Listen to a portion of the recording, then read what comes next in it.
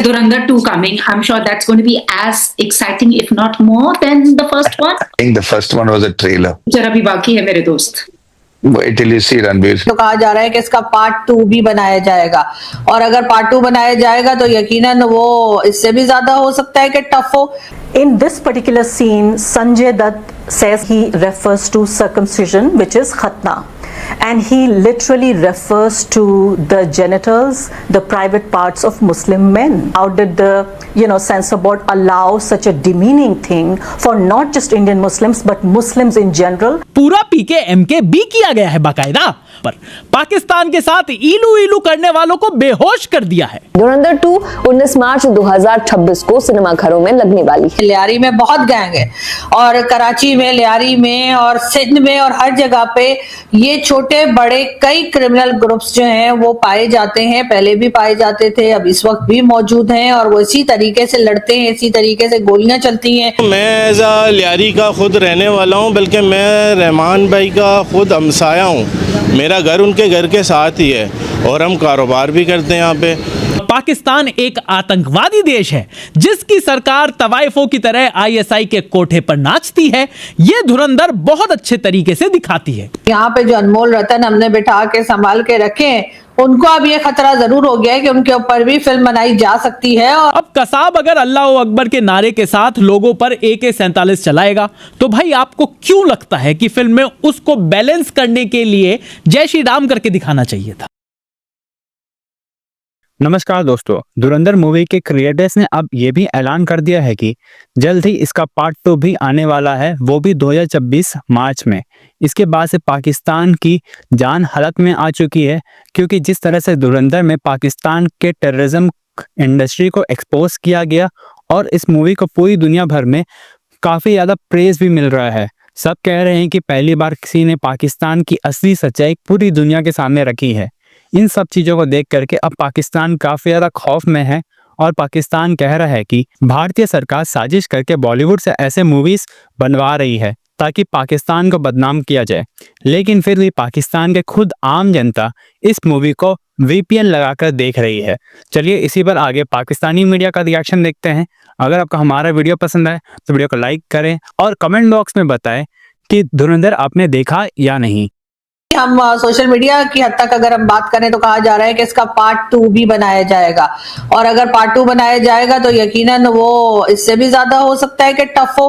अब क्या उसमें होगा ये तो आने वाला वक्त ही बताएगा, लेकिन क्या उसके डायरेक्टर्स और प्रोड्यूसर्स अब हाफिज सईद और मसूद अजहर के ऊपर कोई तरह की रिसर्च कर रहे हैं और इसके ऊपर बनाया जाएगा, या कोई और कैरेक्टर जो है वो सामने लाए जाएंगे और उसके बाद ये फिल्म जो है वो तैयार होकर सिनेमा हॉल्स तक पहुंचेगी.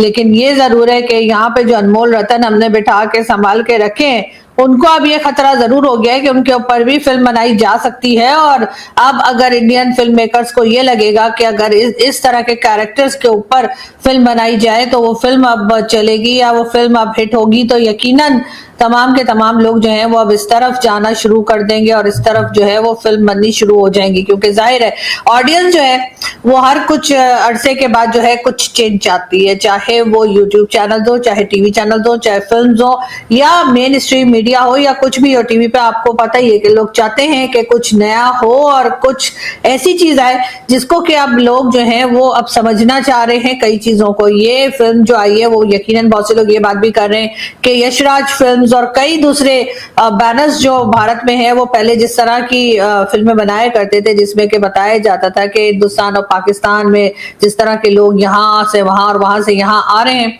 और उसके बाद जो है एक तरह की जासूसी की जा रही है या एक तरह से कह लीजिए कि एजेंट्स को भेजा जा रहा है, और उसके बाद उनमें रोमांस चल रहा है, गाने चल रहे हैं और पता नहीं क्या कुछ हो रहा है, डांस चल रहा है और बहुत कुछ हो रहा है. रोमांस तो हो ही जाता था. तो वो सारी जो स्टोरीज थी या वो सारी मूवीज थी, मेरा ख्याल है कि इस मूवी के आने के बाद अब उस किस्म की अगर किसी ने फिल्म बनाने की कोशिश की तो वो चलने वाली नहीं है, क्योंकि लोगों को अब ये पता लगा कि असल में कहानी कैसी होती है. और मुझे याद है जो मैंने एक फिल्म देखी थी गैंगस्टर्स की, या वो वैसे तो खैर कम ही होता है, लेकिन 2-4 फिल्में जो देखी उनमें से कंपनी एक मूवी बहुत चली थी, और उसमें जो है वो मेरे ख्याल है दाऊद इब्राहिम को दिखाया गया था या उस तरह का कोई कैरेक्टर था वो था. और इसी तरीके से और भी कई मूवीज आती रही हैं टाइम टू टाइम, जिसमें के लोखंडवाला और इस किस्म का कुछ नाम था, तो वो भी उसके भी कई पार्ट्स आए और हमने देखे भी।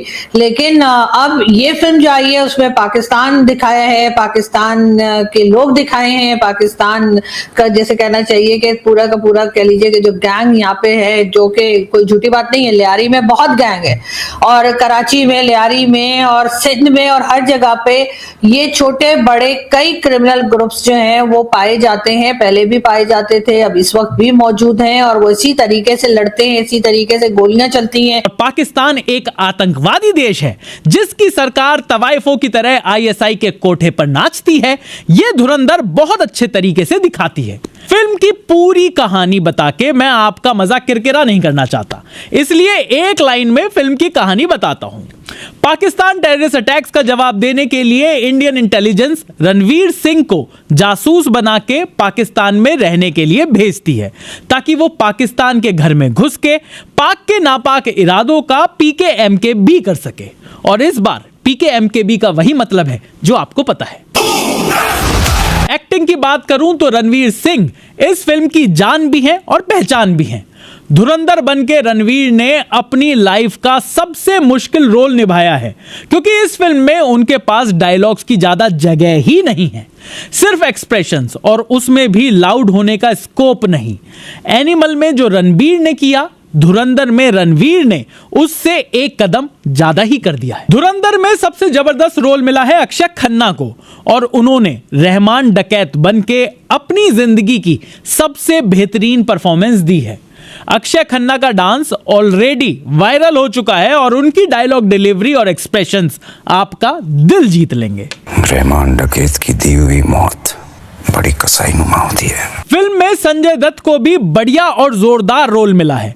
SP चौधरी असलम के रोल में संजय दत्त स्क्रीन पर ऑरा लेकर आते हैं, गालियां बकते हैं और सॉलिड विलन लगते हैं।